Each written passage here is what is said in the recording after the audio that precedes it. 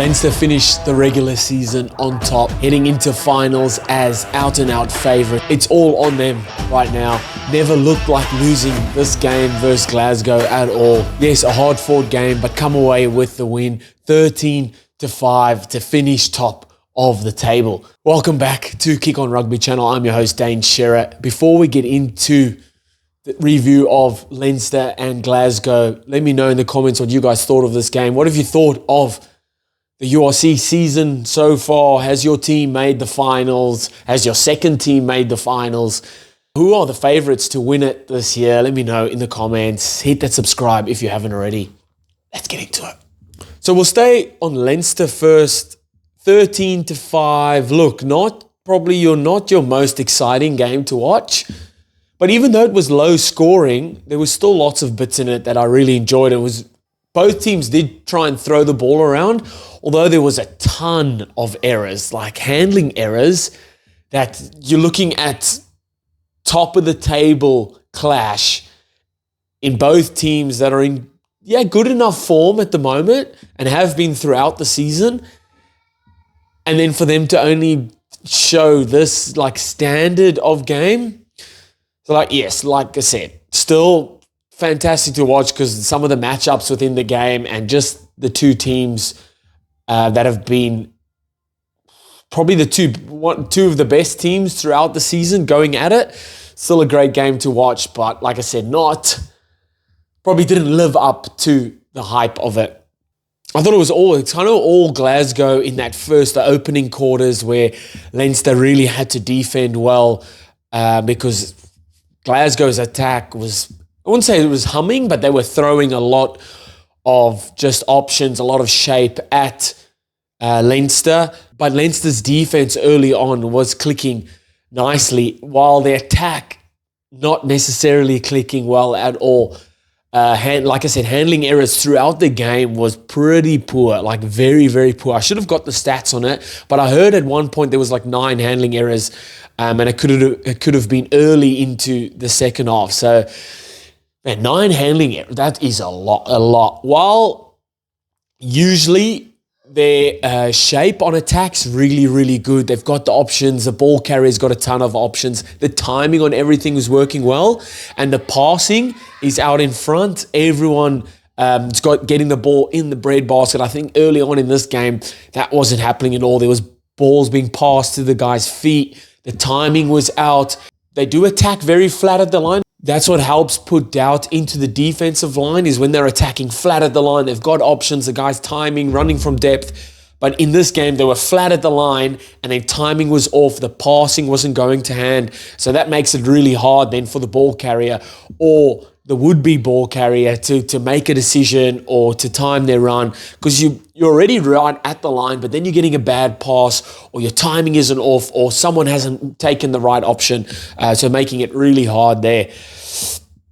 Let's also probably credit to Glasgow's defense. I thought Glasgow's defense throughout the game was really good. Also getting up in Leinster's face, slowing the ball down at rucks, and making their one-on-one tackles as well was really good.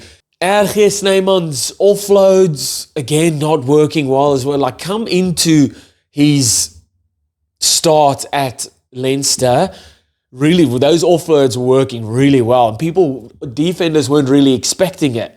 Now they know how to defend him, so they're going more higher in their defense, trying to grabbing his arms and trying to slow down that ball. They know he's going to get an arm through to throw that offload. The offloads aren't really working that well. Sometimes the ball will just go to ground, or the guy who he's trying to offload to is not expecting it, or that guy's been tackled already as well, or he's being lined up. So he's throwing an offload. Whoever catches the ball, then that guy is getting smashed already, because the defense know that when RG Snyman takes the ball into contact, he's 9 out of 10 times going to throw an offload. So the supporting defenders need to react to that and then make those spot tackles. So I think sometimes he just needs to tuck the ball and make some meters, because he's still a big body. So just tuck the ball and bend the line. I think a lot of the times that works out better. Sam Prendergast's cross kick that was then brought back I think it was to Jimmy O'Brien. That was going to be the try to open up the scoring in this game, but it was brought back because he took it or not from the close enough to the penalty mark. I always thought that if the penalty mark was given, you can take it from anywhere behind that. I think it was maybe too much to the side. Very close one to call there, but that was a pinpoint cross kick. That was a lovely, just eyes up rugby as well. They were going for the penalty to touch, but then the space was out wide. Play that. They had a miss, and this was a dumb missed opportunity for me. Yes, they did score right afterwards, but a missed opportunity. The 24th minute, I think it was. They had a middle scrum, right? 8 meters out from the try line. Your scrum is dominant. You've got so much space left and right. Get the ball out. Get the ball. I was screaming at the TV. Get the ball out there. They were going forward. Then Jack Conan picks the ball up and gets tackled 2 phases on, then lose the ball. Yes, they did end up scoring after that, but I'm like, those, Leinster of 3 or 4 weeks ago, that ball's out. They do a little first phase play and they end up scoring. Either not from that first phase, they'll score 2 or 3 phases after. Just little things like that. Yes, so they end up getting the penalty from this. They get a quick tap. Gun goes quick. They play the set phase that they were going to play.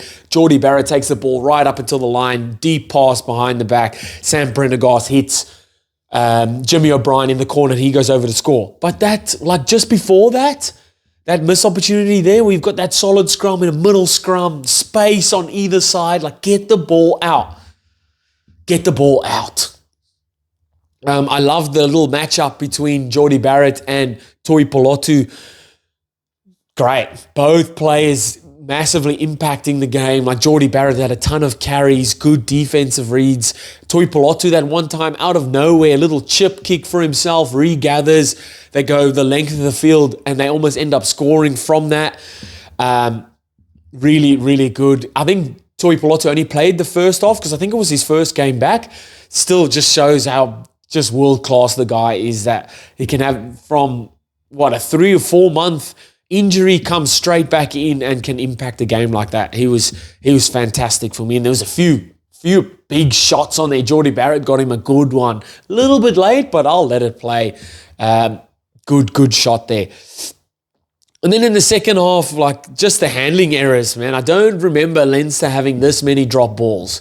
Like I said, flat up at the line. That's how their attack really works well, if their timing and passing and skills and everything like that is on song. But when it's not, it makes it so much harder. A poor pass where usually if you're deeper, you could catch that or you could take time to catch it. But if you're getting a poor pass right up at the line in the defense's face, it's really hard to make those or catch those balls.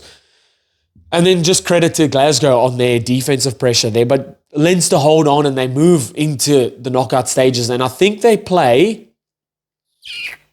I saw it quickly. I forgot who they play.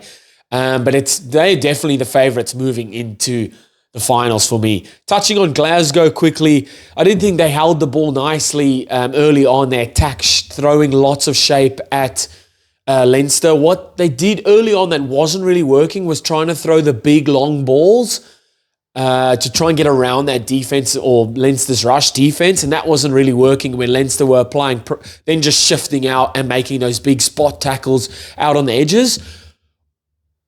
While this was all happening, I'm like, they just need to bring in more shorter balls, more players running from depth, and give Leinster's defense a bigger picture or more options of a picture.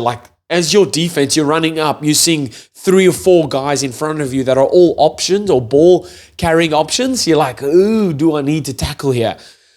And it worked out lovely there for their try. Was they shifted the ball out wide and they're playing the little short balls. Carl Rowe come out from around the corner from depth, an option there, straight through, little kick in out the back, and they end up scoring from it. The little passes definitely do work to beat that rush defense. Getting it to an edge, but then having options, guys coming from depth, and those little short balls to break that defensive line there. And that worked out really well for them there. And then I thought their defense was good. I thought Hastings' kicks in general play was good as well, finding space. But Leinster just grind this one out. And it doesn't, Glasgow never looked like winning and Leinster never looked like losing. Let's be honest here. But I thought Glasgow did well, like I said, in some instances with their defensive reads. And then on attack, like while they were trying to throw those long balls, the shorter balls did work well, and they used that well to score their one try. Leinster just kicked a couple of more penalties. And like I said, Glasgow really didn't look like winning this game at all. What did you guys think of that? Who was your man of the match? I think Tommy O'Brien won man of the match, some big defensive reads, and just busy. He's so busy with the ball, like a Duracell bunny getting around the field. Who was your man of the match? Like I said, is your team still in the finals for URC? Let me know in the comments. Hit that subscribe if you haven't already. I'll see you next time. Bye.